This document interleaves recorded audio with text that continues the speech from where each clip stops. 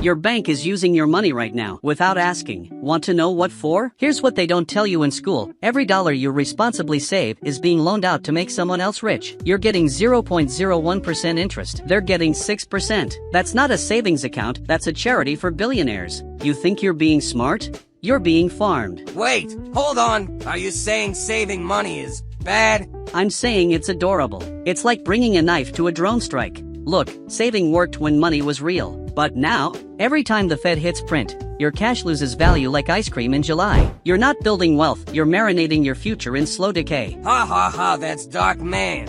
It's math, Joe, and math doesn't care about your feelings. You know what's wild? I used to be proud of my savings account, like I was winning at life. Then a banker, not even joking, told me, "Caleb, we make money when you save it, not when you spend it."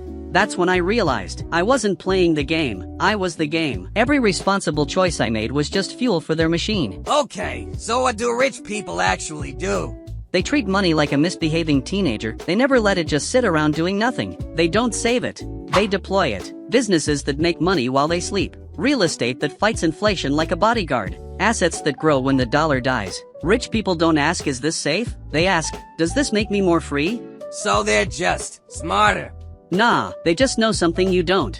Comfort is a scam sold by people who profit from your fear. Here's the secret sauce: the economy needs you to save. Every saver funds a borrower. Every employee funds an owner. Every person playing small keeps the big players winning. The system doesn't break when people are broke. It breaks when they stop believing they should be. That's kind of genius, in an evil way. Right. And you'll never hear a banker say, stop saving, start owning, because if everyone did that, the whole thing collapses by Tuesday. Wait, so you're telling me my $10,000 in savings isn't actually $10,000? Oh, it's $10,000 today. But what was $10,000 worth 10 years ago? Let me put it this way, in 2000, you could buy a decent car for 10 grand. Today, that's a down payment.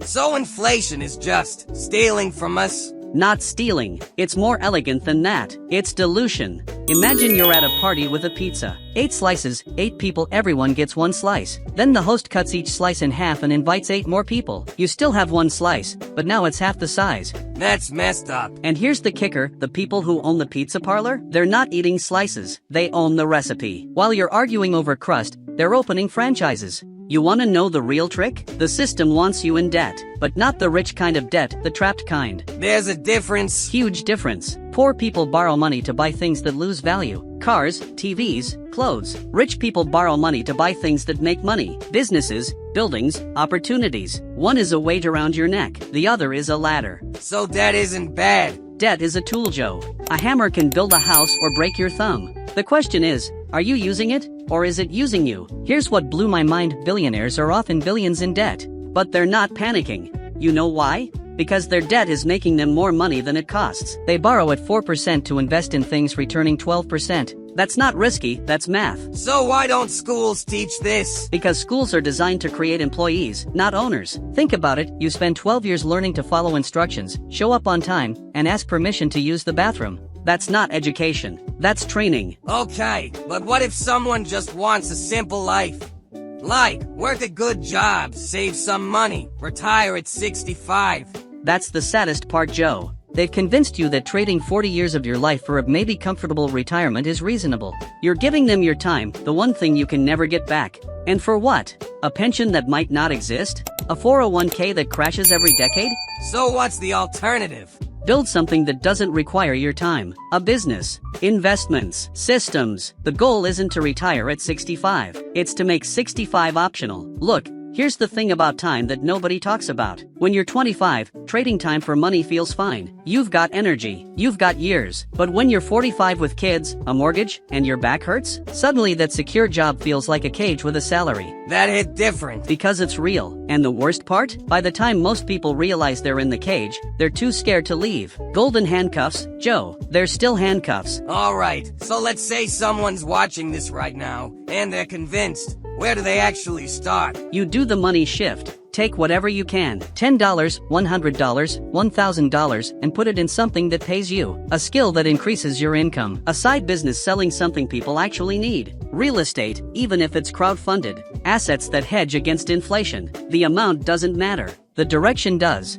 What if they lose money? They're already losing money in their savings account, they just don't see it happening. At least with investments, you're choosing your risk instead of ignoring it. You know what the real enemy is? Not the banks, not the system.